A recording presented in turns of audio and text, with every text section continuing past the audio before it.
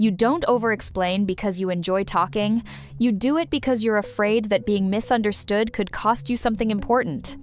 Somewhere in your past, you learned that simply stating your truth wasn't always enough to be believed. You noticed that people questioned your intentions, your emotions, or your decisions.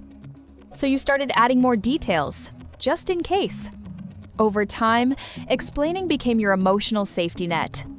You learned that if you explained everything clearly, no one could accuse you of doing something wrong. Silence began to feel uncomfortable, even dangerous. Your mind decided it was safer to fill the space before anyone else could. Over-explaining is your way of preventing rejection before it has a chance to happen. You want people to understand not just what you did, but why you did it. Deep down, you fear that without context, others will judge you unfairly. So you explain your intentions in detail, hoping to protect your image. But the habit doesn't come from weakness, it comes from emotional awareness, mixed with fear. You care deeply about how you're perceived.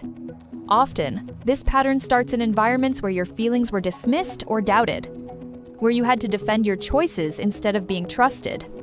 Your brain adapted by over-preparing every sentence. You rehearse conversations in advance, planning explanations no one has asked for.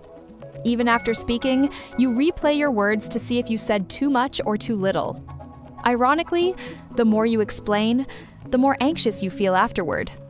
Because explaining never truly creates certainty, it only delays the fear. Confidence, however, works differently.